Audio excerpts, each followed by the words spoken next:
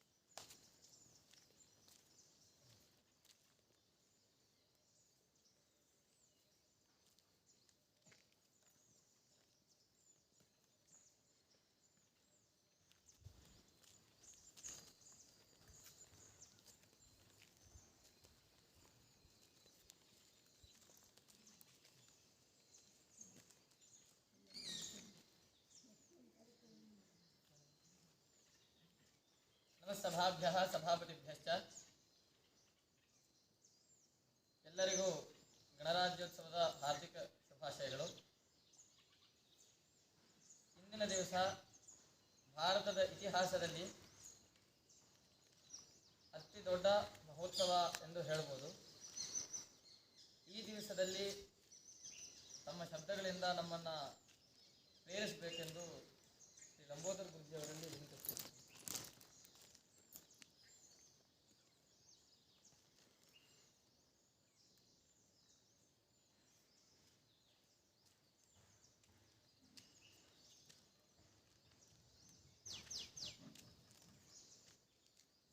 ಸರ್ವೇಭ್ಯೋ ನಮಃ. ಉಪಸ್ಥಿತರಿರುವ ಎಲ್ಲರಿಗೂ 75ನೇ ಗಣರಾಜ್ಯೋತ್ಸವ ದಿನದ ಶುಭಾಶಯಗಳು. ಒಂದು ಮನೆ ಸುಸೂತ್ರವಾಗಿ ನಡೆಯಬೇಕು ಅಂತಾದರೆ ಆ ಮನೆಯ ಕೆಲವೊಂದು ನಿಯಮಗಳು ಅಷ್ಟೇ ಮಹತ್ವದ ಪಾತ್ರವನ್ನು ವಹಿಸ್ತವೆ. ಒಂದು ಗುರುಕುಲವನ್ನು ಕಟ್ಟಿ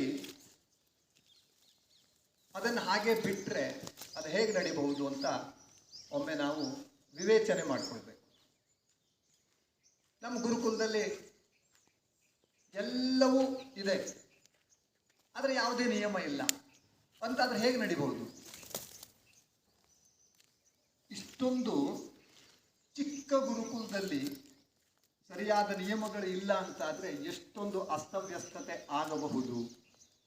ಅಂದಮೇಲೆ ಒಂದು ದೇಶದ ಮಟ್ಟದಲ್ಲಿ ನಿಯಮ ಎನ್ನುವಂತಹದ್ದು ಎಷ್ಟು ಮಹತ್ವದ ಪಾತ್ರವನ್ನು ವಹಿಸಬಹುದು ಅನ್ನೋದನ್ನು ನಾವು ಊಹಿಸ್ಕೋಬೇಕು. ಹಲವಾರು ಗಣ್ಯರ ಬಲಿದಾನದ ಫಲವಾಗಿ ಭಾರತ ಪರತಂತ್ರದಿಂದ ಮುಕ್ತಿಯನ್ನು ಪಡೆದು ಸ್ವಾತಂತ್ರ್ಯವನ್ನು ಏನೋ ಹೊಂದಿತು. ಆದರೆ ಸ್ವತಂತ್ರ ಭಾರತ ಸರಿಯಾಗಿ ನಡೆಯಬೇಕು ಅಂತಾದರೆ ಅಲ್ಲಿ ಒಂದು ಕಾನೂನಿನ ವ್ಯವಸ್ಥೆಯು ಅಷ್ಟೇ ಮಹತ್ವದ್ದು. ಕಾನೂನು ಅಷ್ಟು ಸುಲಭನೇ. ಒಂದು ಮನೆಯಲ್ಲಿ ಒಂದು ನಿಯಮವನ್ನು ಎಲ್ಲರೂ ಆಚರಣೆ ಮಾಡಬೇಕು ಅಂದರೆ ತುಂಬ ಕಷ್ಟ. ಒಂದು ಗುರುಕುಲದಲ್ಲಿ ನಿಯಮಗಳನ್ನು ಸರಿಯಾಗಿ ಪಾಲಿಸಬೇಕು ಅಂದರೆ ತುಂಬ ಕಷ್ಟ. ಆದರೆ ದೇಶದ ಮಟ್ಟದಲ್ಲಿ ಒಂದು ಕಾನೂನಿನ ವ್ಯವಸ್ಥೆ ಅಷ್ಟೊಂದು ಚೆನ್ನಾಗಿರಬೇಕು ಅಂದರೆ ಅದು ಎಷ್ಟು ಪ್ರಬಲವಾಗಿರಬೇಕು ಅನ್ನೋದನ್ನು ನಾವು ಊಹಿಸಬೇಕು.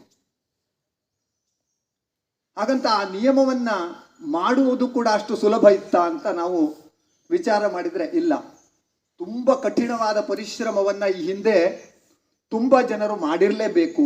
47 ಆಗಸ್ಟ್ 15ಕ್ಕೆ ಸ್ವಾತಂತ್ರ್ಯ ಬಂದ ಮೇಲೆ ಈ ನಿಯಮಗಳನ್ನು ರೆಡಿ ಮಾಡಲಿಕ್ಕೆ, ಆಚರಣೆಗೆ ತರಲಿಕ್ಕೆ ಸರಿಸುಮಾರು 3 ವರ್ಷಗಳ ಕಾಲ ತಗೊಂಡಿತು.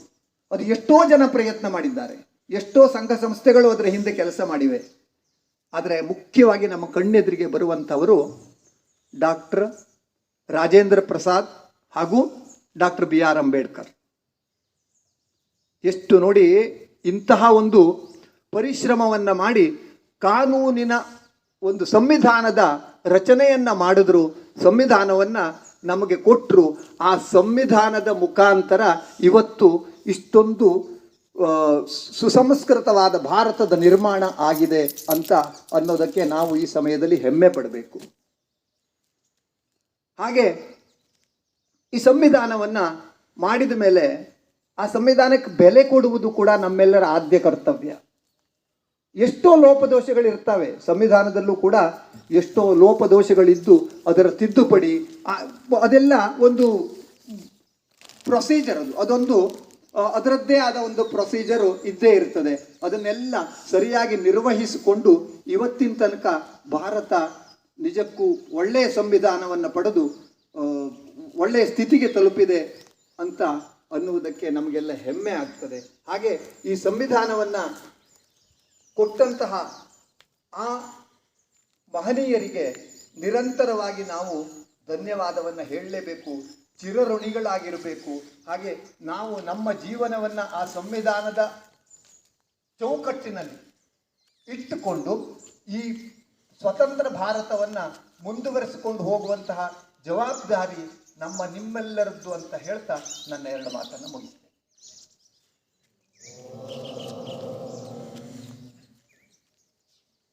ಸಂವಿಧಾನಗಳ ಅವಶ್ಯಕತೆ ಹಾಗೂ ಆ ನಿರ್ಮಾಣಕ್ಕೆ ಎಷ್ಟು ಕಷ್ಟ ಆಯ್ತು ಅನ್ನೋದ್ರ ಬಗ್ಗೆ ಹೇಳಿದ್ದಕ್ಕೆ ಗುರುಜಿಗಳಿಗೆ ಧನ್ಯವಾದಗಳು.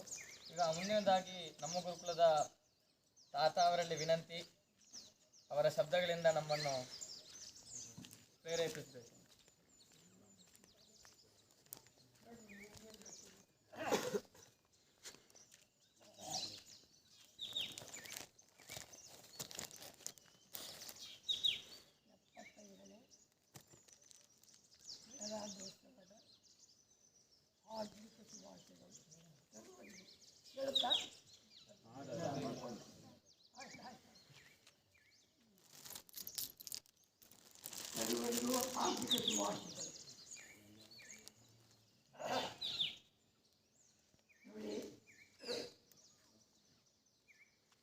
ಹೇಗೆ ನಾವು ಹೋದ ತಿಂಗಳ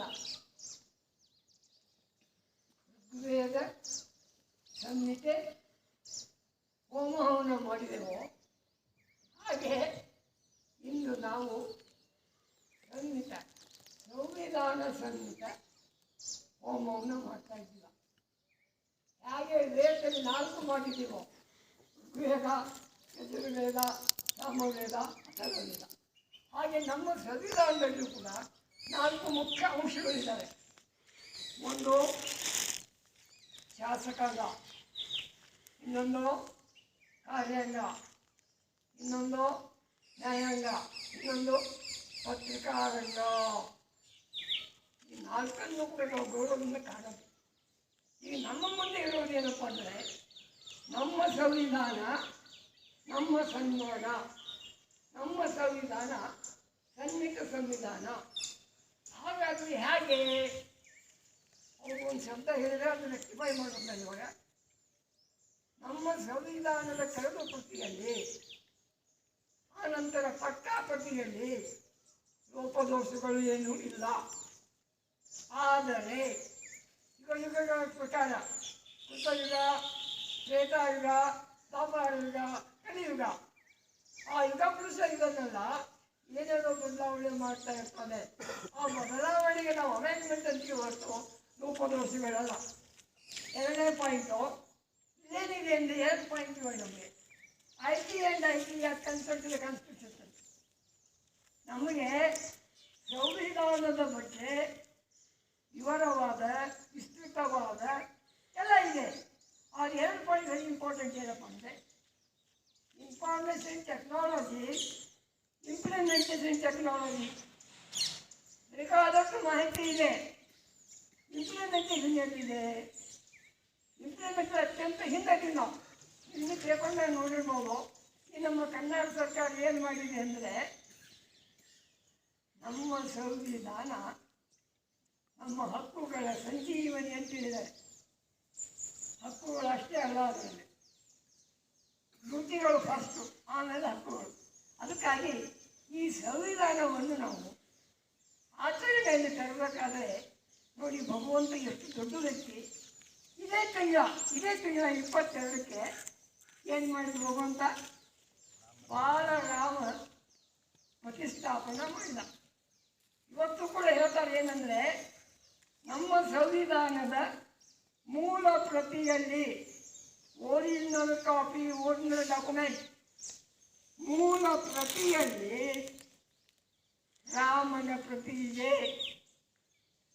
ನಮ್ಮ ಸಂವಿಧಾನದ ಪರಿಕಲ್ಪನೆ ಏನಂದರೆ, ಈಗಾಗಲೇ ಅವ್ರು ಹೇಳ್ದಂಗೆ ಆಡಳಿತ ಮಾಡಬೇಕಾದ್ರೆ ಕಾನೂನು ವ್ಯವಸ್ಥೆ ಬೇಕೇ ಬೇಕು. Because we have to maintain the prosperity and peace, law and order.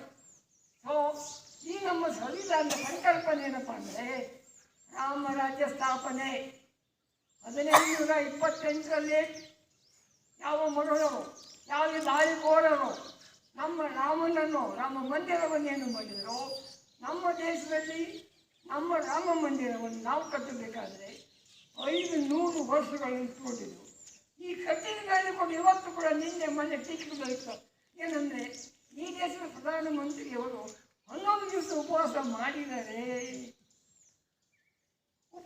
7 ದಿವಸ ಉಪವಾಸ ಮಾಡಿ ಸತ್ತು ಹೋಗ್ತಾರೆ ಅಂತ ವೈದ್ಯರು ಹೇಳಿದ್ರು ಅಂತ ಒಬ್ಬ ಈ ರಾಜ್ಯದ ಘನದತ್ತ ರಾಮಾಯಣ ಬರೆದಂಥ ಮಾಜಿ ಮುಖ್ಯಮಂತ್ರಿಗಳು ಹೇಳ್ತಾ ಇದ್ದಾರೆ. ಅಂದರೆ ಇದು ಹೇಳ್ತಾರೇನಪ್ಪ ಅಂದರೆ, ಅವ್ರು ಹೇಳ್ತಕ್ಕಂಥ ಲೋಪದ ಸೀದಾ ಅಳವಡಿಕೆ ಮಾಡ್ಕೋಬೇಕು. ಏನಂದರೆ, ಸಂವಿಧಾನದಲ್ಲಿ ನಿರಪರಾಧಿಗೆ ಪೂಜ್ಯ ಸ್ಥಾನ, ಅಪರಾಧಿಗೆ ಏನು ಶಿಕ್ಷೆಯ ಸ್ಥಾನ.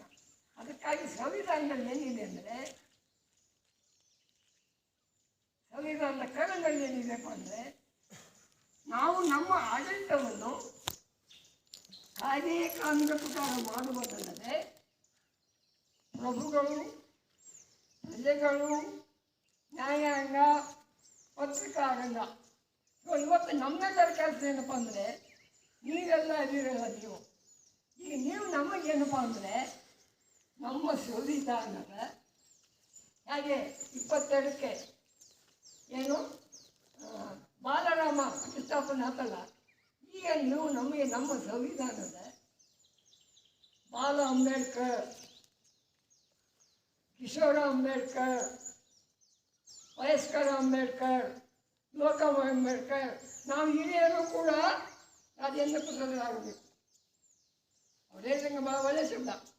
ರಾಜೇಂದ್ರ ಪ್ರಸಾದ್ ಅವರು ಒಂದು ಪ್ರಶ್ನೆ ಬಂತು ಏನಂದರೆ, ಇದೆಲ್ಲ ಹೇಳಬೇಕು ಇವಾಗ. ಯಾಕಂದರೆ ನಿಮ್ಗೆ ಗೊತ್ತಾಗಬೇಕಲ್ಲ, ಹಿಂದೆ ಸೋಮನಾಥ ಟೆಂಪಲ್ ಕಟ್ಟೋ ಪ್ರಸಂಗ ಬಂತು, ಉದ್ಘಾಟನೆ ಮಾಡೋ ಪ್ರಸಂಗ ಬಂತು.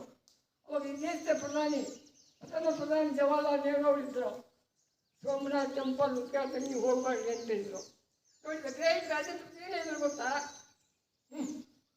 ನಾನು ಸೋಮನಾಥ ಟೆಂಪಲ್ ಉದ್ಘಾಟನೆಗೆ ಹೋಗುವುದಲ್ಲದೆ ಈ ದೇಶದಲ್ಲಿ ಕೆಟ್ಟತಕ್ಕಂಥ ಮಸೀದಿಗೆ, ಚರ್ಚಿಗೂ ಕೂಡ ನಾವು ಹೋಗ್ತೇನೆ ಅಂತ ಹೇಳಿದರು.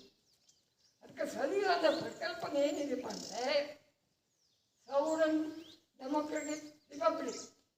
ನಮ್ಮ ಸಂವಿಧಾನದ ಕೆಳಗಡೆ ಏನಪ್ಪ ಅಂದರೆ, ಸಾರ್ವಭೌಮ ಪ್ರಜಾಸತ್ತಾತ್ಮಕ ಗಣತಂತ್ರ. ಇದರ ಆಚರಣೆ ಆಗಬೇಕಾದ್ರೆ ಏನಂದರೆ, ಇದು ಸ್ಪಷ್ಟವಾಗಿ ನೆನಪಿನ ಇಟ್ಕೋಬೇಕಾದ್ರೆ ಏನಪ್ಪ ಅಂದರೆ, ಸಂವಿಧಾನದ ನಂತರ ಸಂಸತ್ತಿಗೆ ಬರಬೇಕು ನಾವು. ನಮ್ಮ ಪ್ರಣವ್ ಮುಖರ್ಜಿಯವರು ಅವ್ರ ಬುಕ್ನಲ್ಲಿ ಬರ್ತಾರೆ, what you mean by parliament. ಸಂಸತ್ ಅಂದರೆ ಏನು ಅಂದರೆ, it is an internal temple of our constitution. ನಮ್ಮ ಒಂದು ಸಂವಿಧಾನ ಏನಿದೆ ಅಂದರೆ, ಈ ದೇಶದ ಆಂತರಿಕ ಗರ್ಭಗುಡಿ. ಇಲ್ಲ ಏನೇನಿದೆಯಪ್ಪ ಅಂತಂದರೆ, ಸ್ಪಷ್ಟವಾಗಿ ಹೇಳಿದ್ರು, the parliament means debate, design, decision, democracy and dedication. ನಮ್ಮ ಸಂವಿಧಾನಕ್ಕೆ ಪಾರ್ಲಿಮೆಂಟಿಂದ ಅತ್ಯಂತ ಮುಖ್ಯ ಸಂಸತ್ತು. ಅಲ್ಲಿ ಇವತ್ತು ಡಿಬೇಟ್ ಆಗ್ತಾ ಇಲ್ಲ ಇಲ್ಲಿ. ಡಿಸೆನ್ಸಿ ಇಲ್ಲ ಅಲ್ಲಿ, ಡಿಸಿಷನ್ ಸರಿಯಾಗಿಲ್ಲ ಅಲ್ಲಿ. ಡೆಮೋಕ್ರಸಿಯನ್ನು ನಮ್ಮ ಪ್ರಜಾಪ್ರತಿನಿಧಿಗಳು ಸ್ಪಷ್ಟವಾಗಿ ಸರಿಯಾಗಿ ಮಾಡ್ಕೊಂಡು ಹೋಗ್ತಾ ಇದ್ದಿಲ್ಲ. ಅದಕ್ಕಾಗಿ ನಾವು we want education you people that poor people. ನಾವಿಬ್ಬರೂ ಕೂಡ ಸ್ವತಂತ್ರಕ್ಕೆ ಹೇಗೆ ಬಲಿದಾನ ಮಾಡಿದೆವು, ಸಂವಿಧಾನದ ರಾಮರಾಜ್ಯ ಸ್ಥಾಪನೆಗಾಗಿ ನಾವೆಲ್ಲರೂ ಕೂಡ ಆಚರಣೆ ದೃಷ್ಟಿಯಿಂದ ಕೊಂಡು ಬರಬೇಕು. ಇನ್ನು ಸೆಕೆಂಡ್ ಪಾಯಿಂಟು, ಈ ಆಚರಣೆಯಲ್ಲಿ ಬರ್ತಕ್ಕಂಥ ಅಧಿಕಾರಿಗಳು. ನಂಬರ್ 1, ಇದೇನು ಸಂಸತ್ ಅಂತ ಹೇಳ್ತೀವಲ್ಲ, ನಾವು ಪಂಚಪುಣ್ಯ ಕ್ಷೇತ್ರಗಳಿಗೆ ಭೇಟಿ ಮಾಡಬೇಕು. ಈ ಪಂಚಪುಣ್ಯ ಕ್ಷೇತ್ರಗಳು ಸರಿಯಾದರೆ ಆಚರಣೆ ಸರಿಯಾಗುತ್ತೆ. ಹಾಗಾಗಿ ಯಾವ ಪಂಚಪುಣ್ಯ ಕ್ಷೇತ್ರಗಳು? ಸ್ಟಾರ್ಟಿಂಗ್ ಗ್ರಾಮ ಪಂಚಾಯಿತಿಯ ಚುನಾಯಿತ ಪ್ರತಿನಿಧಿಗಳು, ತಾಲೂಕು ಪಂಚಾಯಿತಿಯ ಚುನಾಯಿತ ಪ್ರತಿನಿಧಿಗಳು, ಜಿಲ್ಲಾ ಪಂಚಾಯಿತಿಯ ಚುನಾಯಿತ ಪ್ರತಿನಿಧಿಗಳು, ವಿಧಾನಮಂಡಲದ ಚುನಾಯಿತ ಪ್ರತಿನಿಧಿಗಳು, ಆಮೇಲೆ ನಮ್ಮ ಸಂಸತ್ತಿನ ಚುನಾಯಿತ ಪ್ರತಿನಿಧಿಗಳು. ಈ ಪಂಚಪುಣ್ಯ ಕ್ಷೇತ್ರಗಳು ಇದಾವಲ್ಲ, ಇವು ಸರಿಯಾಗಿ ಆಚರಣೆ ಮಾಡಿದರೆ ಆಮೇಲೆ ತ್ರಿಮೂರ್ತಿಗಳಿದ್ದಾರೆ. ನಮ್ಮನ್ನು ಪ್ರಜಾಪ್ರತಿನಿಧಿಗಳು ಒಂದು, ಎಲ್ಲರೂ ನಾವು ಪ್ರಜೆಗಳು ಕೂಡ ಎರಡನೇ ಪಾಯಿಂಟು. ನಾವು ಕೂಡ ರಾಮನಂಗಿರ್ಬೇಕಲ್ಲ. ಯಾಕಂದರೆ ಉಡುಪಿಯ ಪೇಜಾವರ ಸ್ವಾಮೀಜಿಯವರು ಹೇಳಿದರು, ರಾಮ ಮಂದಿರ ಪ್ರತಿಷ್ಠಾನ, ರಾಮ ಮಂದಿರ ರಾಜ್ಯ ಬೇರೆ, ರಾಮ ರಾಜ್ಯ ಬೇರೆ. ಅದಕ್ಕಾಗಿ ಈ ದೇಶದಲ್ಲಿರ್ತಕ್ಕಂಥ ನಾವೆಲ್ಲರೂ ರಾಮ ರಾಮ ರಾಮ ರಾಮ ರಾಮ ಆದಾಗ ರಾಮರಾಜ್ಯ ಆಗುತ್ತೆ. ಸೊ ಏನಿದೆ, ನಾವು ಪ್ರಜೆಗಳು, ಪ್ರಭುಗಳು, ನ್ಯಾಯಾಂಗ ಅತ್ಯ ಮುಖ್ಯ. ಆಮೇಲೆ ಸುದರ್ಶನ ಚಕ್ರ ಕೃಷ್ಣನ ಮುಖ್ಯ. ಅದಕ್ಕಾಗಿ ನಾವು ಒಂದು ಪಂಚಪುಣ್ಯ ಕ್ಷೇತ್ರಗಳು, 3 ತ್ರಿಮೂರ್ತಿಗಳು, ಕೃಷ್ಣನ ಚಕ್ರ. ಇದಕ್ಕೆ ಹೇಗೆ ಮಾಡಬೇಕಪ್ಪ ಅಂದರೆ, ಪುರಂದಾಸರ ಒಂದು ಕಡೆ ಹೇಳಿದರೆ ಹಾಡಿನದೇನೆಂದರೆ, ರಾಮನಾಮ ಪಾಯಸ ರಾಮನಾಮ ಪಾಯಸ ವಿಷ್ಣುನಾಮ ಸಕ್ಕರೆ. ಅದು ಸ್ವಲ್ಪ ನಮ್ಮ ಮದುವೆಗೆ ಸ್ವಲ್ಪ ಅಮೆಂಡ್ಮೆಂಟ್ ಇದೆ. ಕೃಷ್ಣನಾಮ ಸಕ್ಕರೆನೂ ಅಂತಾರೆ. ರಾಮನಾಮ ಪಾಯಸ ವಿಷ್ಣುನಾಮ ಸಕ್ಕರೆ ವಿಠಲ ನಾಮ ತುಪ್ಪವ ಧರಿಸಿ, ವಿಠಲ ನಾಮ ತುಪ್ಪವ ಧರಿಸಿ ಸಗಿರೋ ಸಗಿರೋ. ಅದಕ್ಕೆ ಪ್ರಭುಗಳು, ಸರ್ಕಾರಗಳು, ಯಾವುದೇ ಸರ್ಕಾರಗಳಲ್ಲಿ, ಪ್ರಜಾಪ್ರತಿನಿಧಿಗಳಲ್ಲಿ ಅವರು ರಾಮ ಆಗಬೇಕು. ನಾವು ಪ್ರಜೆಗಳಲ್ಲಿ ನಡೆಯುವಲ್ಲ, ನಾವು ಕೃಷ್ಣರಾಗಬೇಕು, ಚಾತುರ್ಯರಾಗಬೇಕು, ಕೃಷ್ಣ ಆಗಬೇಕು, ಸಂರಕ್ಷಣೆ ಮಾಡಬೇಕು. ಇನ್ನು ಕೊನೆಗೆ ನ್ಯಾಯಾಂಗ ಇದೆಯಲ್ಲ, ನ್ಯಾಯಾಂಗ. ಇವತ್ತು ನಾನು ಮಗ ಆದರ್ಶ, ತಂದೆ ಅವನು ನ್ಯಾಯಾಧೀಶ, ನಾನು ಅಡ್ವೊಕೇಟ. ಮನೆಯಲ್ಲಿ ಆದರ್ಶ ಅಪ್ಪ ಮಗ, ನಾನು ಅಪ್ಪ. ಓದಿ ಹೋದ್ಮೇಲೆ ಅವನು ನ್ಯಾಯಾಧೀಶ, ಅವನು ಲಾಯರ್. ಅದು ಯಾವುದೇ ಕಕ್ಷಿಯ ಮೀನ ಕೇಸಿದ್ರು ಕೂಡ ಜಡ್ಜಿಮೆಂಟ್ ಆದರ್ಶ ಹೆಂಗೆ ಕೊಡಬೇಕು ಬಂದರೆ ಆದರ್ಶಮಯವಾಗಿ ಕೊಡಬೇಕು. ಮನೆಗೆ ಬಂದು ನಾನು ಅವನಿಗೆ ಏನು ಇಷ್ಟು ವಾದ ಮಾಡಿದ್ಯಾ ಈ ಥರ ಕೊಟ್ಟು ಕೇಳೋದ್ರೆ ಅವಾಗ ಆದರ್ಶ ಹೇಳ್ಬೇಕು, ಅಪ್ಪ is house is not court, whatever you want it is ಕರ್ತೆ. ಅವಾಗ ರಾಮರಾಜ್ಯ ಕೊಡ್ತೆ, ಅವಾಗ ಸಂವಿಧಾನ ನಡೀತೆ. ಅದರ ಬಿಟ್ಟು ಜನರೇ ಮಾಡೋಕ್ಕಾಗುವುದಿಲ್ಲ. ಅಪರಾಧಿಗಳಿಗೆ ಶಿಕ್ಷೆ ಇಲ್ಲ, ನಿರಪರಾಧಿಗಳಿಗೆ ಶಿಕ್ಷೆ ಇದೆ. ಇದು ಯಾವುದಯ್ಯ? ಇದು ಸಂವಿಧಾನವಲ್ಲ, ಸಂವಿಧಾನದ ಆಚರಣೆ ಅಲ್ಲ.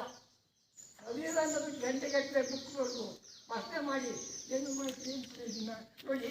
ಒಂದು ಭಾಳ ಸಂತೋಷ ವಿಷಯ ಅಂದರೆ, ಇದೇ ತಿಂಗಳ ಜನವರಿ 15 ಮಕರ ಸಂಕ್ರಾಂತಿ ದಿವಸ ನಮಗೆ ಭಾಳ ಸಂತೋಷವಾಯಿತು. ಯಾಕೆ ಸಂತೋಷವಾಯಿತು ಗೊತ್ತಾ? ನೀವೆಲ್ಲರೂ ಕೂಡೋರು, ನೀವು ಬ್ರಹ್ಮಚಾರಿಗಳು. ಅವತ್ತೇ ಅದೇನು ಮಾಡಿದೆವು? ಹೋಮವನ್ನು ಮಾಡಿದೆವು. ನೀವು ಅವತ್ತೇ ಮಂತ್ರಗಳನ್ನು ಇಷ್ಟು ಅದ್ಭುತವಾಗಿ ಹೇಳಿದ್ವಿ. ಅಂದರೆ ಇಲ್ಲ ವೈದಿಕ ಮಂತ್ರ ವಿಷಯ ಪಟ್ಟಿ ಬಂದಾಗ ಸಸ್ವರ ಇತ್ತು ನಿಮ್ಮಲ್ಲೇ. ಏನಿತ್ತು ಸಸ್ವರ ಇತ್ತು ನಿಮ್ಮಲ್ಲೇ. ಎರಡನೇದು ಸಸ್ವರ ಸುಸ್ವರ ಆಗಿತ್ತು, ಸುಮಧುರವಾಗಿತ್ತು. ಏನಾಗಿತ್ತು? ಜೋರಾಗಿ ಹೇಳಿ, ಸುಮಧುರವಾಗಿತ್ತು. ಎರಡನೇದು ನಿಮ್ಮಲ್ಲಿ ಏಕಾಗ್ರತೆ ಇತ್ತು. ಏನಿತ್ತು? ಮತ್ತೇನನ್ನು ಮಾಡಿದರೆ ಕೂಡ ನಿಮ್ಮನ್ನು ಹೊರಡಿದೆ ಹೋಗುತ್ತೆ. ಯಾಕೆ? ನಿಷ್ಠೆ. ನಿಷ್ಠೆ ಬೇಕು. ನಿಷ್ಠೆ ಎರಡು ನಿಷ್ಠೆ. Prosperity oriented commitment. The second peace oriented commitment. ನಮಗೆ ಭೌತಿಕ ಅಭ್ಯುದಯ ಬೇಕು, ಅದ್ರ ಜೊತೆಗೆ ಡಿವೈನ್ ಬ್ಲೆಸ್ ಬೇಕು. ಅದಕ್ಕೆ ನಮಗೆ ನಿಷ್ಠೆ, ದೈವ ನಿಷ್ಠೆ. ಸಂವಿಧಾನ ಆಚರಣೆ ಮಾಡುವುದರಲ್ಲಿ ಕೂಡ ನಾವು ಅಷ್ಟೇ ನಿಷ್ಠೆಯಿಂದ ಭಾಗವಹಿಸಬೇಕು. ನೋಡಿ, ದುರ್ದೈವದ ಸಂಗತಿ, ನಮ್ಮ ರಾಮನಗರ ಜಿಲ್ಲೆಯ ಕನಕಪುರ ತಾಲೂಕಿನ 10-12 ಆಗಿರ್ತಕ್ಕಂಥ ಒಂದು ದೊಡ್ಡ ಘಟನೆ. ನಮ್ಮ ಸರ್ಕಾರಿ ದವಾಖಾನೆಯಲ್ಲಿ ನಮ್ಮೊಬ್ಬರು ಲೇಡಿ ಮೆಡಿಕಲ್ ಆಫೀಸರು ಏನು ಮಾಡಿದಾರಪ್ಪ ಅಂದರೆ, ಗೌರ್ಮೆಂಟ್ ಲೇಡಿ ಡಾಕ್ಟ್ರವರು ಅವರ ಮನೆಗೆ ನಮ್ಮ ಭ್ರೂಣ ಪರೀಕ್ಷೆ ಮಾಡುವ ಒಂದು ಸ್ಕ್ಯಾನಿಂಗ್ ಇದೆ. ಆ ಸ್ಕ್ಯಾನಿಂಗನ್ನು ನಮ್ಮ ಮನೆಯಲ್ಲೇ ತಂದು ಸ್ಕ್ಯಾನಿಂಗ್ ಮಾಡಿ ಹೆಣ್ಣು ಭ್ರೂಣ ಪತ್ತೆ ಹಚ್ಚಿ ಹೆಣ್ಣು ಭ್ರೂಣ ಹತ್ಯೆ ಮಾಡುವಂಥ ಗೊತ್ತಿಲ್ಲ. ಗೊತ್ತಾಗಿರೋ ದಂಡನ್ನು ಕೊಡ್ತಾ ಇದ್ದೀವಿ, ಜೈಲಿಗೆ ಕಳಿಸ್ತಾ ಇದ್ವಿ. ಅಂದರೆ ಸಂವಿಧಾನದಲ್ಲಿ ಏನು ಕೃಷ್ಣ ಪರಮಾತ್ಮ ಸುದರ್ಶನ ಚಕ್ರ ಇದೆಯಲ್ಲ, ಅಪರಾಧಿಗಳಿಗೆ ಘೋರವಾದ ಶಿಕ್ಷೆ ಇಮಿಡಿಯೇಟ್ ಆಗಬೇಕು. ನಮ್ಮ ನ್ಯಾಯಾಂಗದಲ್ಲಿ ಏನಾಗ್ಬಿಟ್ಟಿದೆಪ್ಪ ಅಂತಂದರೆ, delay delay delay delay delay. ಈ ರಾಮ ಮಂದಿರದ್ದು ಯಾವಾಗ ಡಿಸೆಂಬರ್ 6, 1992 ನಾವೇನೋ ಸ್ವಲ್ಪ ಹಿಂಗೆ ಇಲ್ಲಿ ಕ್ಯಾಚಿಂಗ್ ಮಾಡಿದ್ದು ಬಾಬರಿ ಮಸೀದಿ. 1992 ಇಸ್ವಿಯಿಂದ 2024ನೇ ತಾರೀಕು 24ನೇ ಇಸ್ವಿ ಜನವರಿ 22ಕ್ಕೆ ಬಾಲರಾಮನ ಪ್ರತಿಷ್ಠಾಪನೆ ಮಾಡಿದ್ದಾರೆ. ಅದಕ್ಕೆ ನ್ಯಾಯಾಂಗ ಹೆಂಗಿರಬೇಕಪ್ಪ ಅಂದರೆ, ಭಾಳ ಕ್ಯುಕ್ಕಿರಬೇಕು. ಭಾಳ ಕ್ಯುಕ್ಕಿರ್ಬೇಕಂದ್ರೆ ಅವ್ರು ಅನುಗ್ರಹ ಆಗಬೇಕು. ಲಕ್ಷಗಟ್ಟಲೆ ಕೋಟಿಗಟ್ಟಲೆ ಕೇಸ್ಗಳು ಬಂದಿದೆ. ಎಲ್ಲಿ ಕೆಲಸ? ಆಸ್ಪತ್ರೆ ಜಾಸ್ತಿ ಆದರೆ ಅದಕ್ಕೆಲ್ಲ ಸಂವಿಧಾನವಲ್ಲ, ಕೋರ್ಟ್ ಜಾಸ್ತಿ ಆದರೆ ಅದು ಸಂವಿಧಾನವಲ್ಲ. ಅದಕ್ಕಾಗಿ ಪ್ರಜಾಪ್ರತಿನಿಧಿಗಳು, ನಾವುಗಳು, ನ್ಯಾಯಾಂಗ, ಪತ್ರಿಕಾ ರಂಗ ಎಲ್ಲತ್ತಿಗೆ ನೋಡಿ. ನಿಮಗೆ ಕೂಡ ನಮ್ಮ ಪರ್ಸೆಂಟ್ ಭಾಳ ಚೆನ್ನಾಗಿ ಹೇಳಿದೆ. ಏನಪ್ಪ ಅಂದರೆ, ಈ ಒಂದು ಒಳ್ಳೇದು ಮಾಡಿದರೆ ಏನಂದರೆ, ನಾರಿ ಶಕ್ತಿ ವಂದನ. ಯಾವುದನ್ನು ಇಕ್ವಾಲಿಟಿ, ಲಿಬರ್ಟಿ, ಫ್ಯಾಟರ್ನಿಟಿ ಅಂತೀವಿ, ಇವತ್ತು ಕೂಡ ನಮ್ಮ ಹೆಣ್ಮಕ್ಳು ನಮ್ಮ ಸಮಾನ ಸಂಖ್ಯೆಯಲ್ಲಿದ್ದಾರೆ. ಇವತ್ತು ಕೂಡ ನಾವು 50% ಅವರಿಗೆ ಏನು ಪ್ರತಿನಿಧಿ ಮಾಡಲಿಕ್ಕೆ ಕೊಡ್ತಲ್ಲ. ಈಗ ನಾವು ಬೆಳೆಸಿದ್ರೆ ಅವ್ರಿಗೆ 50 ಇರಬೇಕು. 10 ಜನ MLA ಇದ್ದರೆ 10 ಜನ ಮೇಲಿರಬೇಕು, 10 ಜನ ಫಿಮೇಲ್ ಇರಬೇಕು. ಅದಿನ್ನ ನಮಗೆ ಆಗಿಲ್ಲ. ಈಗೇನು ಮೊನ್ನೆ 33% ಮಾಡಿದ್ರು. ಅದಕ್ಕೆ ಇಕ್ವಾಲಿಟಿ ಅಂದರೆ ಹೆಣ್ಣು ಭ್ರೂಣ ಹತ್ಯೆ ಇಕ್ವಾಲಿಟಿ ಅಲ್ಲ. ಪ್ರಜಾಪ್ರತಿನಿಧಿ ಕಾಯ್ದೆಯಲ್ಲಿ ಹೆಣ್ಮಕ್ಳನ್ನ ಗಳಿಸಿದಷ್ಟೇ ನೋಡಿ, ಅವ್ರ ಹೆಣ್ಮಕ್ಳು ಕೂಡ ಅಷ್ಟೇ ಲಕ್ಷಣವಾಗಿ ಇರಬೇಕು. ಅದಕ್ಕಾಗಿ ಸಂವಿಧಾನದ ಬಗ್ಗೆ ನಾವು ಹೆಚ್ಚೇ ಭಾಷಣ ಮಾಡಿದ್ವಿ ಕೂಡ ಆಚರಣೆ ಅತ್ಯಂತ ಮುಖ್ಯ. ಒಂದು ಸಂವಿಧಾನದ ಸಂಸತ್ತು ಮುಗಿತು. ಎರಡನೇದೇನಪ್ಪ ಅಂದ್ರೆ ಸಂಕಲ್ಪ. ಇವತ್ತು ಯಾವ ವಾರ? ಇವತ್ತೇನು ನಿಮ್ದು ಭಜನೆ? ಏನು ನಿಮ್ದು ಇವತ್ತು? ಜೋರಾಗಿ ಯಾರು ಒಂದ್ಸಲ ಏನಿತ್ತು ನೋಡು. ಈಗ ನಾವೇನು ಹೇಳ್ತೀವಿ ನಿಮಗಂದರೆ, ಸಂಕಲ್ಪ ಮಾಡೋಣ ಸನ್ಮಾನದ ಸಂವಿಧಾನ ಸಂಕಲ್ಪ ಮಾಡೋಣ. ಕ್ರಾಂತಿಕಾರಿ ಧೀರ ಭಗತ ಸಿಂಗನ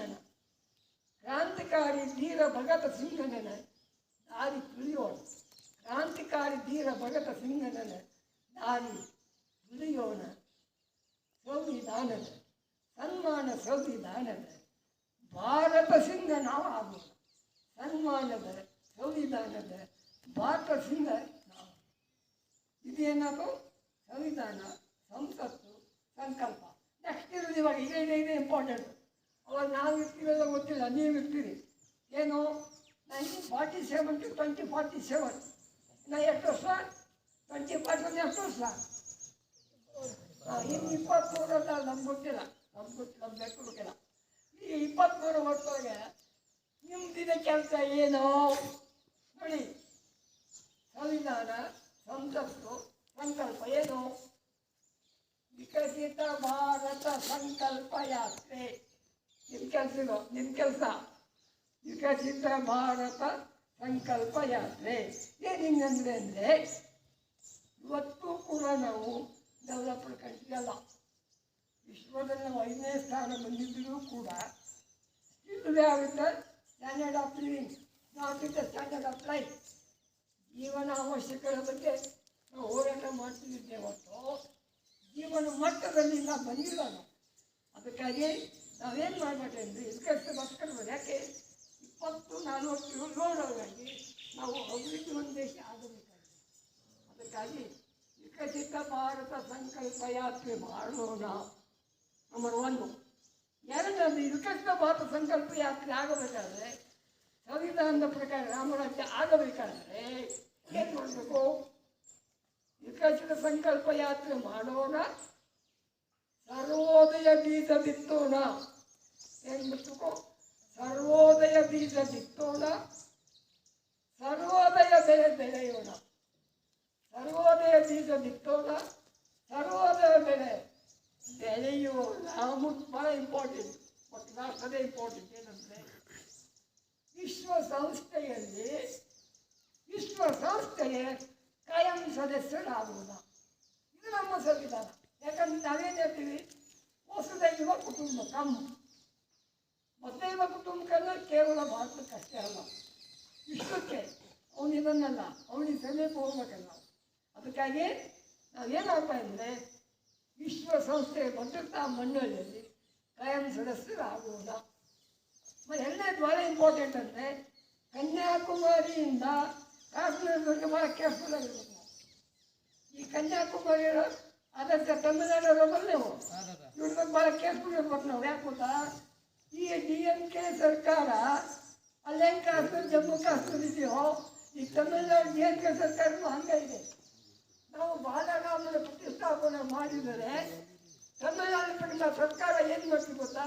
ಈ ಪೂಜೆ ಮಾಡಬೇಡ್ರಿ, ದೇವರಿಗೆ ಹಾರ ಹಾಕಬೇಡ್ರಿ, ಉಪವಾಸ ಮಾಡಬೇಡ್ರಿ. ಸೊ ಉಸಿರು careful about Tamil Nadu DMK people. Second thing, ಅವರಿದ್ದಾರೆ ಜಮ್ಮು ಕಾಶ್ಮೀರದವರು. ಅವ್ರೇನು ಹೇಳ್ತಾರೆ ಗೊತ್ತಾ? In the year of 1957 the assembly of Kashmir is dissolved. Then there is no separate country for Jammu and Kashmir. So ಅವ್ರು ಇವತ್ತು ಕೂಡ ಏನು ಹೇಳ್ತಾರೆ ಗೊತ್ತೇನೋ? The king is dead. The king is dead. Live long king. Live long king. ಅಂದ್ರೆ ಏನಂದ್ರೆ they want separatism.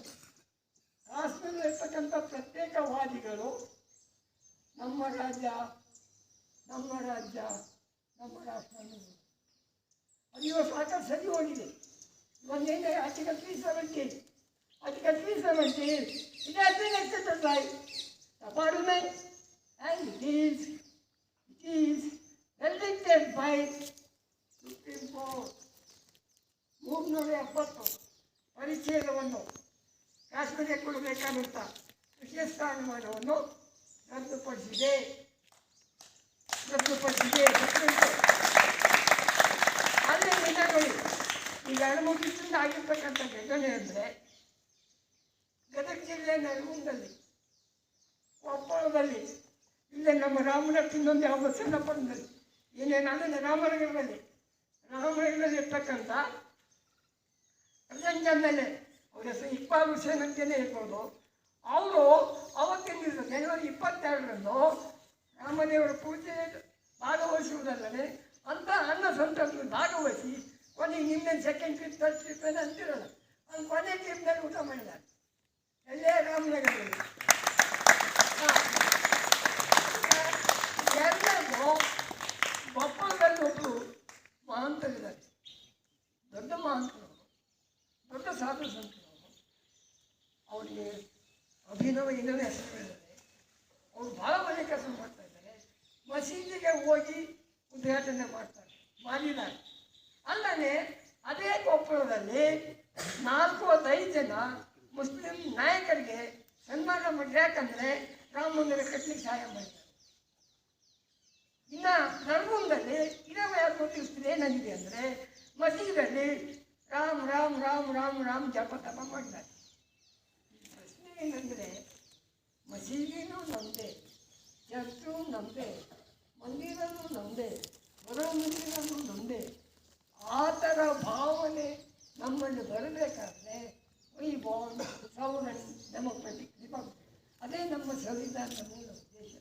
ಅದಕ್ಕಾಗಿ ನಾವೆಲ್ಲರೂ ಸೇರಿ ಸಣ್ಣ ಪುಟ್ಟ ವಿವಾದಗಳಿಗೆ ಬೆಲೆ ಕೊಡದೆ ಸಂವಿಧಾನದ ಮೂಲ ಸಂಹಿತೆ, ಆಡಳಿತ ಸಂಹಿತೆ, ಅದನ್ನು ನಾವು ಪಾಲನೆ ಮಾಡಬೇಕು. ಅದನ್ನು ಪಾಲನೆ ಮಾಡಲಿಕ್ಕೆ ಭಾಳ ಕಷ್ಟ. ನಾವು ಹೇಳಿದಂಗೆ ನೀತಿ ನಿಯಮಗಳನ್ನು ನಾವು ಕೂಡ ಸರಿಯಾಗಿ ಗುರುಕುಲದಲ್ಲಿ ನಾನು 20 ವರ್ಷದಲ್ಲಿದ್ದೀನಿ. ಅಂದಿನ ಗುರುಕುಲ ಬೇರೆ, ಇಂದಿನ ಗುರುಕುಲ ಬೇರೆ, ಅಂದಿನ ಅಡ್ಮಿನಿಸ್ಟ್ರೇಷನ್ ಬೇರೆ, ಇಂದಿನ ಅಡ್ಮಿನಿಸ್ಟ್ರೇಷನ್ ಬೇರೆ. ಆದರೆ ನೀತಿ ನಿಯಮಗಳು ಅದೇ ಇದ್ದಾರೆ. ಸೊ ನೀತಿ ನಿಯಮಗಳು ಎಷ್ಟು ಮುಖ್ಯನೋ ನೀತಿ ನಿಯಮಗಳನ್ನು ಪರಿಪಾಲನೆ ಮಾಡ್ತಕ್ಕಂಥವ್ರು ಅಷ್ಟೇ ಮುಖ್ಯ, ನಾವಿರ್ತಕ್ಕಂಥವ್ರು ಅಷ್ಟೇ ಮುಖ್ಯ. ಅದಕ್ಕಾಗಿ ಏನಿದೆಯಲ್ಲ, ನುಡಿದಂತೆ ನಡೆ. ರಾಮ ರಾಮ ರಾಮ ಅಂತ ಯಾಕೆ ಅನ್ಬೇಕು? ಅವನು ಪಿತೃವಾಕ್ಯ ಪರಿಪಾಲಕ. ಹೋಗ್ತಿದೆ ಪಿತೃವಾಕ್ಯ ಪರಿಪಾಲಕ. ಎರಡನೇ ಪಾಯಿಂಟು ಏಕಪತ್ನಿ ವ್ರತ ಪಾಲಕ. ಏಕಪತ್ನಿ ವ್ರತ ಪಾಲಕ. ಮೂರನೇದು ಏನಪ್ಪ? ಅವನು ಪ್ರಜಾ ಹಿತೈಷಿಕ. ಪ್ರಜಾ ಹಿತೈಷಿಕ. ನಾಲ್ಕನೇದು ಏನಪ್ಪ? ಮಹಾಭಾರತದಲ್ಲಿ ಆದಂಗೆಲ್ಲ. ಮಹಾಭಾರತದಲ್ಲಿ ಏನಪ್ಪ? ಕೌರವರು ಒಂದು ಕಡೆ, ಪಾಂಡವರು ಒಂದು ಕಡೆ. ಹೊಡಿಯಪ್ಪ ಹೊಡಿಯೋ, ತಿನ್ನಪ್ಪ ತಿನ್ನೋ, ಹೊಡಿಯಪ್ಪ ತಿನ್ನಪ್ಪ ತಿನ್ನ. ಅದಕ್ಕೆ ಇಲ್ಲ ಇದಕ್ಕೆ ರಾಮಾಯಣ ನೋಡಿ. ಪಾಪ ರಾಮ ಎಷ್ಟು ಒಳ್ಳೆ ಮನುಷ್ಯ, ಲಕ್ಷ್ಮಣ ಎಷ್ಟು ಒಳ್ಳೆ ಮನುಷ್ಯ ಅಂದರೆ ಇಬ್ಬರೇ ಇದೀವಂತ. ಭರತನ ಬಿಟ್ಟೇವಂತ. ಈ ಬರ್ತಲ್ಲ, ಆ ಬರ್ತ ಬೇರೆ, ಭರತನ ಬೇರೆ. ಅದು ಇನ್ನೂ ಇರ್ಬೋದು, ಆ ಥರ ಬರ್ತದೆ. ಆಗ್ಬೋದು, ಇದು ಆಗ್ಬೋದು. ನಮ್ಮ ಭರತ ಎಲ್ಲಿ ಒಂದಪ್ಪ, ಶತ್ರುಘ್ನ ಎಲ್ಲಿ ಒಂದಪ್ಪ, ಎಷ್ಟು ಮಹತ್ವದ. ಅಲ್ಲದೆ ಸೀತೆ ಅವ್ರಿಗಿಂತ ಉರ್ಮಿಳಮ್ಮ ಅಂತಾಗಿ ಅಲ್ಲಿ ಸಂವಿಧಾನ ಇದೆ. ಇವಳು ಸೀತಮ್ಮ ಕಾಡಿನಲ್ಲಿ ರಾಮನ ಜೊತೆಗೆ ಇದ್ದು ಸ್ವಲ್ಪ ದಿವಸ ಹೋದ್ರು. ಆದರೆ ಉರ್ಮಿಳ ತಾಯಿ ಲಕ್ಷ್ಮಣ ದೇವರ ಪತ್ನಿ ರಾಮ, ಸೀತಾ, ಲಕ್ಷ್ಮಣ ಬಡವರು ಇದ್ದೇ ಇದ್ರು. ಒಂದು ಎಂತೆಂಥ ವ್ಯಕ್ತಿ. ಅದಕ್ಕಾಗಿ ಸಂವಿಧಾನ ಅಂದರೆ ಇದೆಂಗೆ ಹೋಮವನ್ನು ಮಾಡಬೇಕಾದ್ರೆ ವಿಧಿವಿಧಾನ ಮಾಡ್ತಿರಲ್ಲ. ಅದಕ್ಕೆ ನಾನು ನಿಮ್ಮಲ್ಲಿ ವಿನಂತಿ ಏನು ಮಾಡ್ಬೋದು ಅಂದರೆ, ನೀವು ಡಾಕ್ಟರ್ ರಾಜೇಂದ್ರ ಪ್ರಸಾದ್ ಅವರು ಹೌದು, ಪರಾಕ್ರಮಿ ನೇತಾಜಿ ಸುಭಾಷ್ ಚಂದ್ರ ಕ್ರಾಂತಿಕಾರಿ ಭಗತ್ ಸಿಂಗನು ಹೌದು, ಶಾಂತಿ ದೂತ ಗಾಂಧಿ ಬೇಕು ವ್ಯತ್ಯಾಸಗಳು ಭಾಳ ಒಳ್ಳೆ ಬರ್ತದೆ. ಏನು ಮಾಡಲಿಕ್ಕಾಗಲ್ಲ. ಆದರೆ ಕೆಲವು ವಿಷಯದಲ್ಲಿ ಅವನು ಶಾಂತಿ ದೂತನೇ. ಅದಕ್ಕಾಗಿ ನಾವು ಸಮನ್ವಯ ದೃಷ್ಟಿಯಿಂದ ಓದುತ್ತೆ. ಆದರೆ ಸಂವಿಧಾನ ಕೇವಲ ನಮ್ಮ ರಾಷ್ಟ್ರದ ಸಂವಿಧಾನವಲ್ಲ, ವಿಶ್ವಕ್ಕೂ ಕೂಡ ಸಂವಿಧಾನ ಆಗಬಹುದು. ಯಾಕೆ ಹೇಳ್ತಾ ಇದ್ವಿ ಅಂದರೆ, ಯೋಗ ಮಾಡಿದ್ರಲ್ಲಿ ಇವತ್ತು ನಾವು ವಿಶ್ವಕ್ಕೆ ಈ ಯೋಗದಲ್ಲಿ ಎಲ್ಲ ಪರಿಪಾಲನೆ ಮಾಡ್ತಾ ಇದ್ರಲ್ಲ. ಈಗೇನು ಮಾಡ್ಲಿಕ್ಕತ್ತೀವಿ? ಆಯುಷ್ಮಾನ ಮಾಡ್ಲಿಕ್ಕತ್ತೀವಿ. ಹೀಗೆ ಒಂದೇ ಹಿಂಗೆ ಮಾಡ್ಕೊತಾ ಹೋಗಿದ್ವಿ. ಅದಕ್ಕೆ ಯಾವುದೇ ಕಾಲಕ್ಕೂ ಕೂಡ ರಾಮನನ್ನು ಮರೆಯಂಗಿಲ್ಲ, ಕೃಷ್ಣನನ್ನು ಮರೆಯಂಗಿಲ್ಲ, ವಿಠಲನ್ನು ಮರೆಯಂಗಿಲ್ಲ. ಹೀಗಾಗಿ ನಾವೆಲ್ಲರೂ ಕೂಡ ಈ ಒಂದು ವಸುದೈವ ಕುಟುಂಬದ ಬಂಧುಗಳು ಒಂದೇನಾಗಿರೋದೇನಪ್ಪ ಅಂದರೆ, ಭಾರತ್ ಮಾತಾ ಕಿ ಭಾರತ್ ಮಾತಾ ಕಿ ಭಾರತ ಸಂವಿಧಾನ ಮಾತಾ ಕಿ ವಿಶ್ವ ಮಾತಾ ಕಿ ಧನ್ಯವಾದ.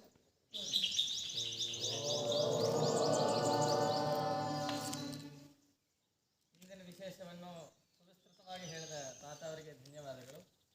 ಹಾಗೂ ಇವತ್ತಿನ ವಿಶೇಷತೆ ಬಗ್ಗೆ ಹೇಳಲಿಕ್ಕೆ ಮಂಜೇಶ್ವರಲ್ಲಿ ವಿನಂತಿಸಿಕೊಳ್ತೇನೆ.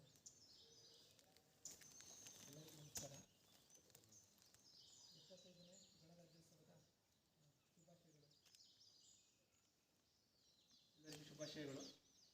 ತಾತ ಹೇಳಿದಾಗೆ ಶಾಸಕಾಂಗ, ಕಾರ್ಯಾಂಗ, ನ್ಯಾಯಾಂಗ ಮತ್ತು ಇವತ್ತಿನ ಸಂದರ್ಭದಲ್ಲಿ ಪತ್ರಿಕಾ ರಂಗ 4ನೇ ಅಂಗ ಇದು ಬಹಳ ಮುಖ್ಯ.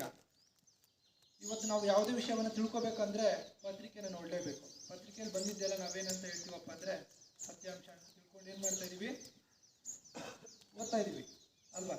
ಹಾಗೆ ಡಾಕ್ಟರ್ BR ಅಂಬೇಡ್ಕರ್ ಅವರು ಅವತ್ತಿನ ಕಾನೂನು ಮಂತ್ರಿ ಆಗಿದ್ದರು.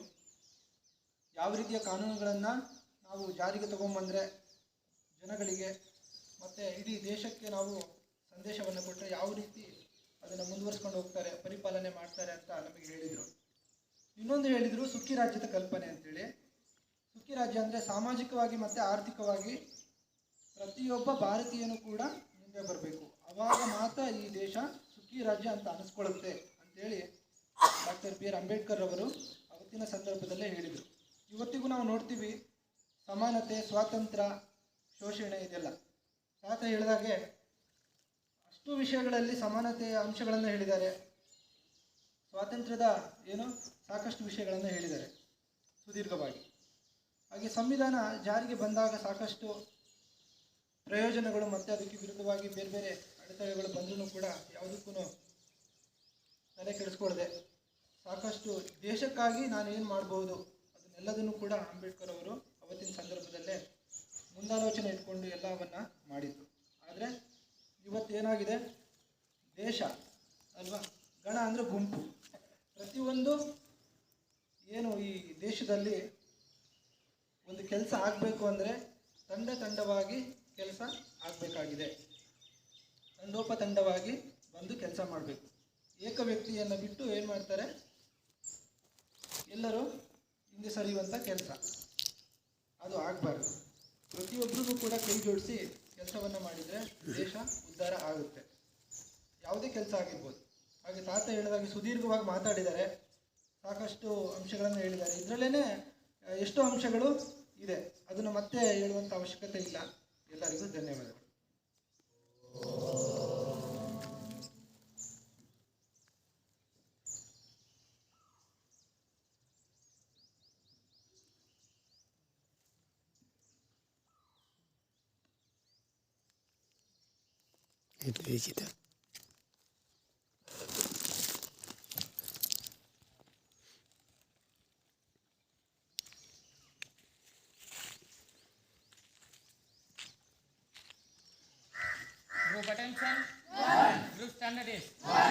बच्चों को स्वीट्स बांटा जा रहा है स्पीच के बाद।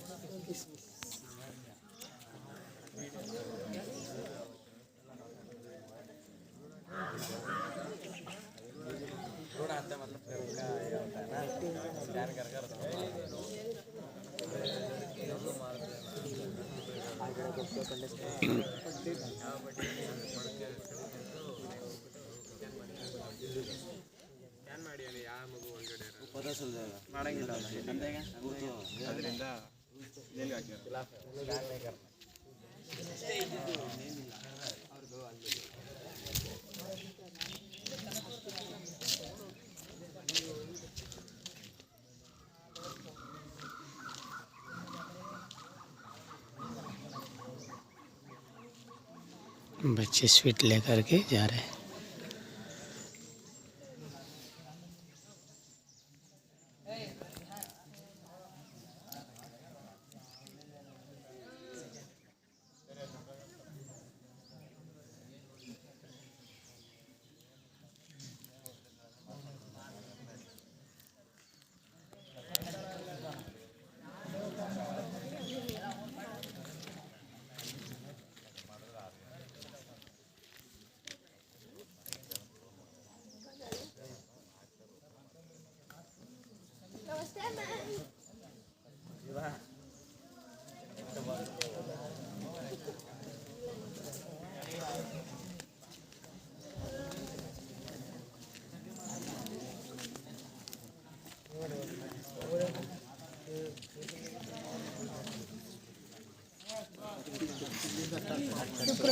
हाँ नमस्ते शुक्रम हाँ जी। प्रणाम नमो नमः प्रणाम शुक्रम जी।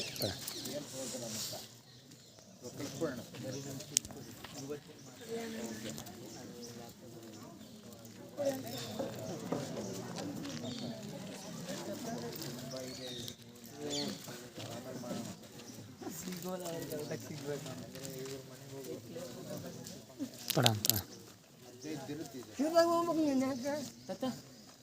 Kita ngomong apa yang mulai ಎಲ್ಲ ತಾನು ಆದರ್ಶ ಎಲ್ಲಿ ಹೋದವ ನರೇಶ್ ನಿಶ್ಚಿತವಾಗಿ ಕಳಿಸ್ಬೇಕು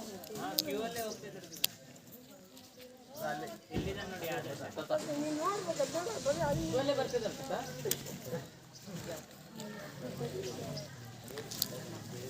सब बच्चे बारी बारी से स्वीट लेकर जा रहे हैं।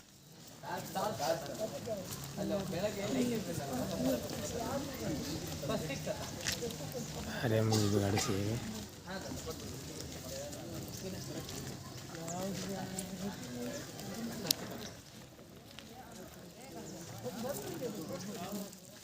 गाड़ी देखा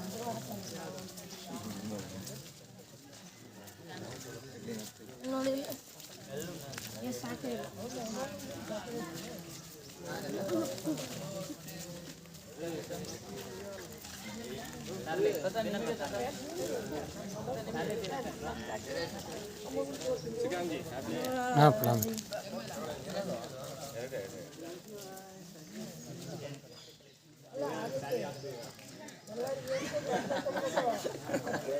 ಒಂದೊಂದು ಹಣ್ಣು ಕೊಡೋಂಗಿಲ್ಲ ನಮಗೆ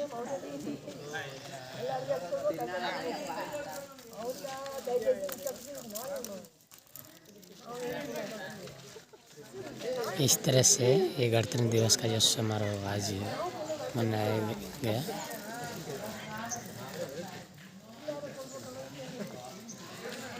सब लोग हर्षोल्लास के साथ में जा रहे हैं।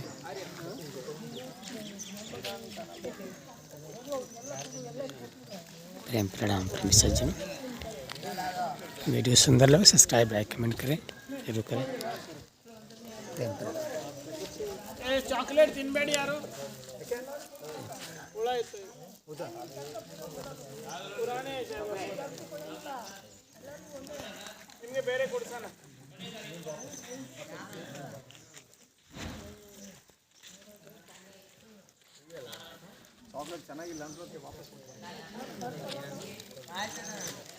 प्रेम प्रणाम प्रेमी सज्जन। वीडियो सुंदर सब्सक्राइब लाइक कमेंट जरूर करें। प्रेम प्रणाम।